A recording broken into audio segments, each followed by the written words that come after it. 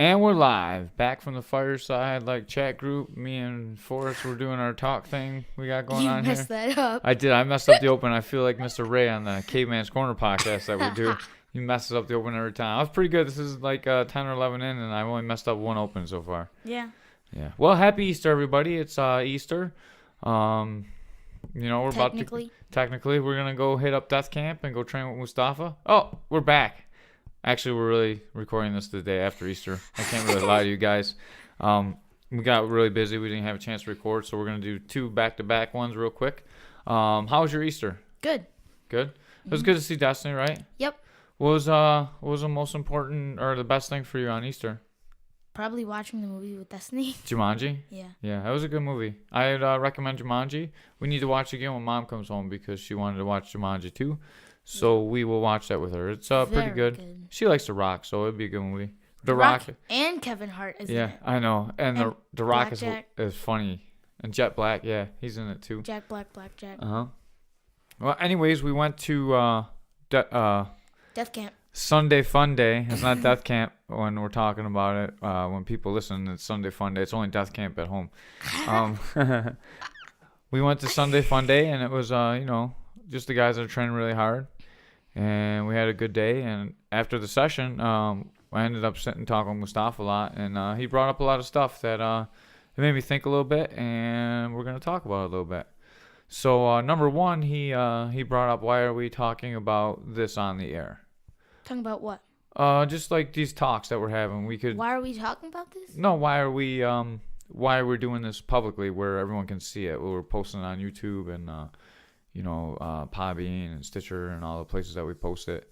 Well, I think it's best if you answer that question because it's kind of for you, right? Well, yeah, I want as I explained it to you, I want to have this for myself so I can listen to it later. Yeah. And I don't need to post that publicly for that to happen, but I like that I am posting it to, I don't know, so the world can kind of see you a little bit. I think you're a very special person, and I want to see that reflected in these conversations, which it really is, because you're really special.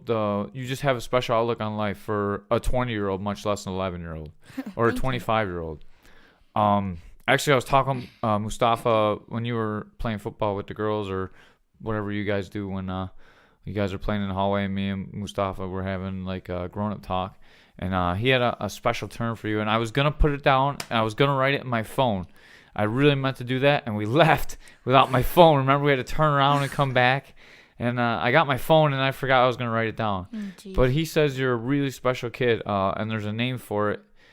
And it escapes my tongue. I'm sure he'll comment on this video and tag me what the name was.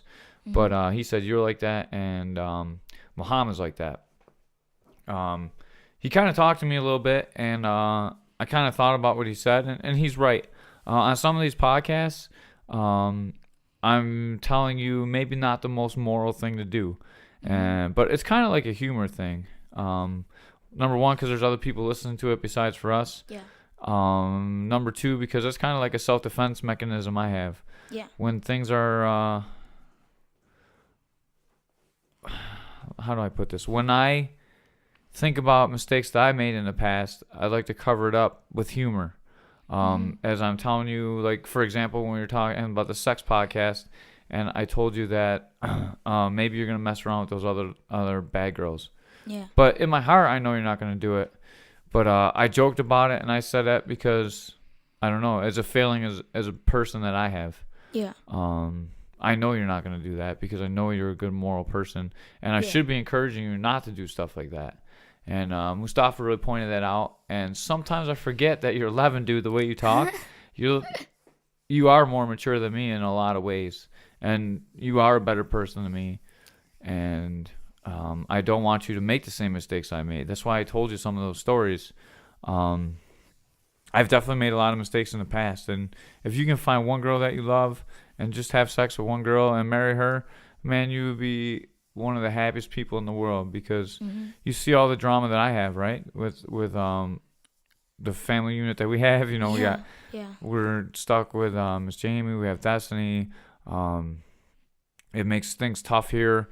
you don't want to have any of that stuff, man. If you can stay pure, and it makes problems in the relationship with me and mom, and that's Yeah. not her mom's fault, No. right? None of that's mom's fault. It all reflects back on me because of poor choices that I made.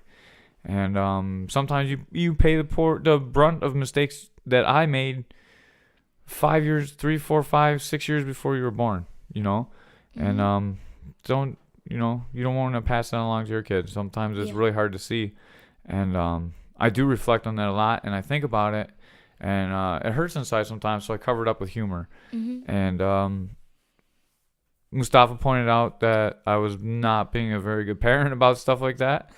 He said it very nicely. He didn't say it like that, but I knew what he meant, and he's right. So I apologize for that. No problem. No problem. You're just a very good kid. You're very accepting of that.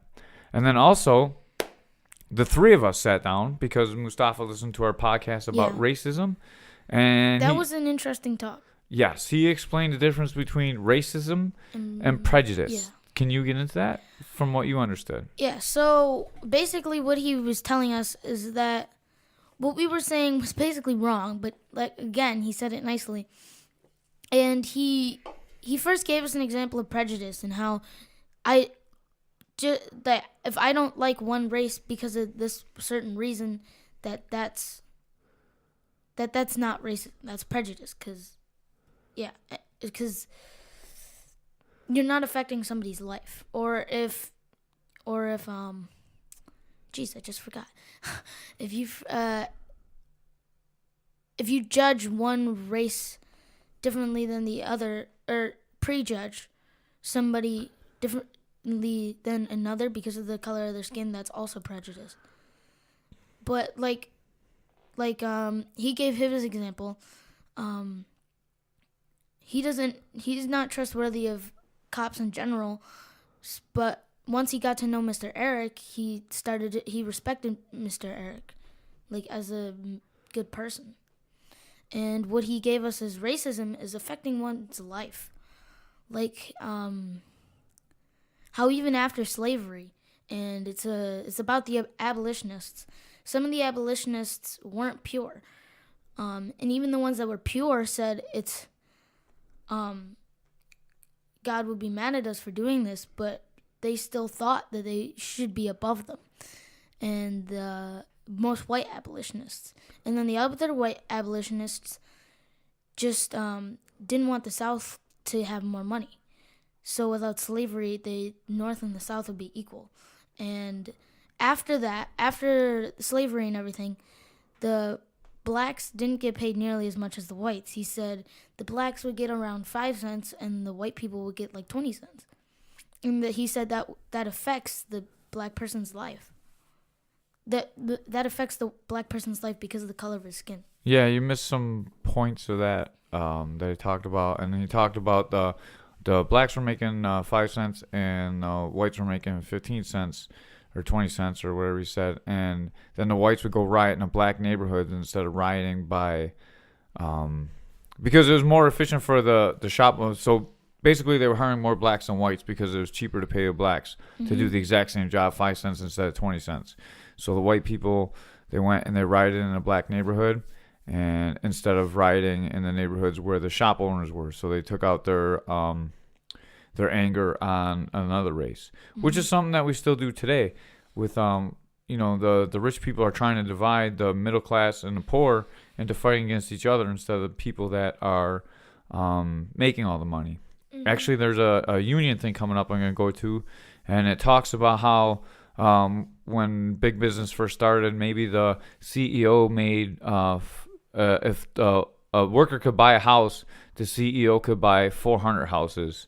By the 80s, it was if a worker could buy one house, the CEO could buy 400 houses at the same price. And now it's something like 487,000 houses to the one.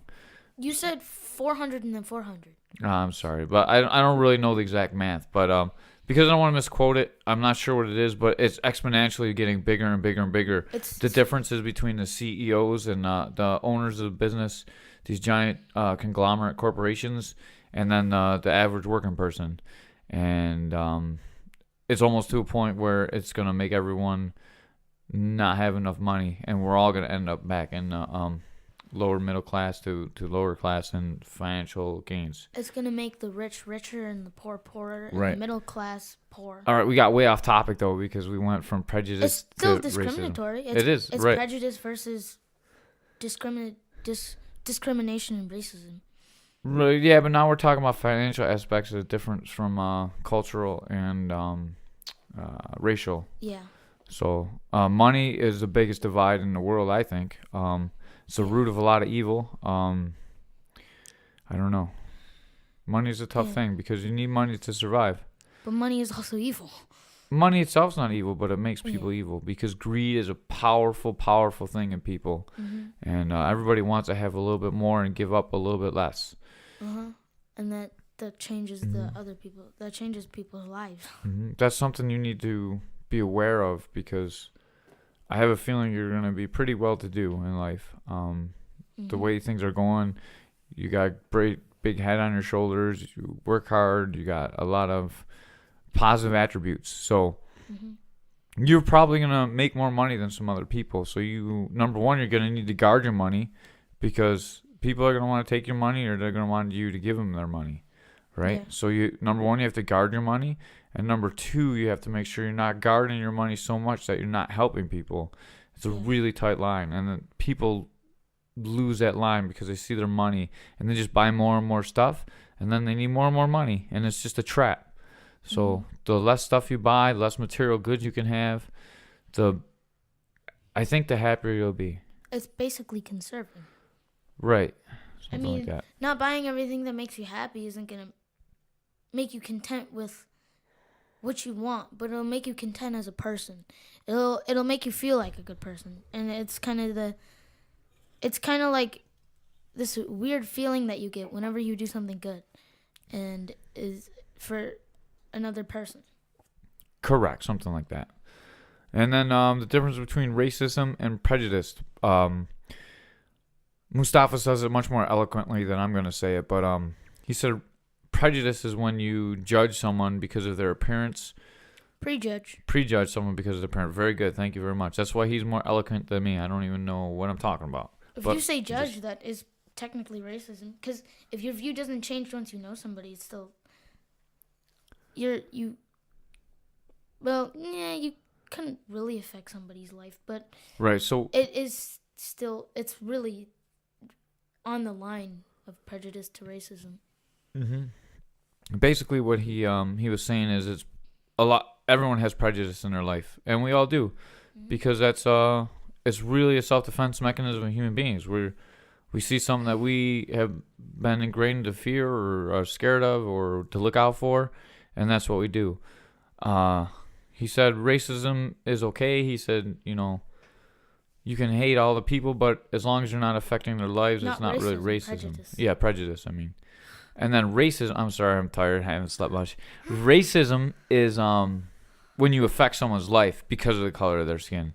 So say he gave an example of when he went to try and get a job, and No, it was his oldest daughter, right? no, that was a example that he was talking about how she got screwed because of her schedule. I'm talking about him when the example that he gave us, I think, was when he was in college and he tried to get a job, and the lady went by the hall and she was like, "Oh, hey, you apply for that job, you're never gonna get it because they told us never to hire black people. Just string them along until they go away."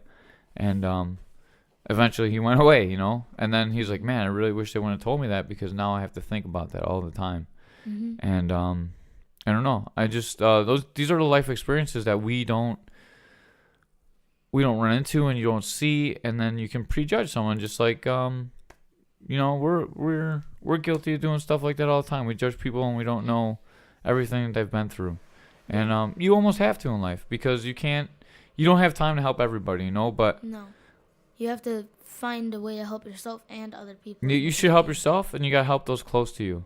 And then somehow we need to get some kind of community going on between all the like-minded people, man.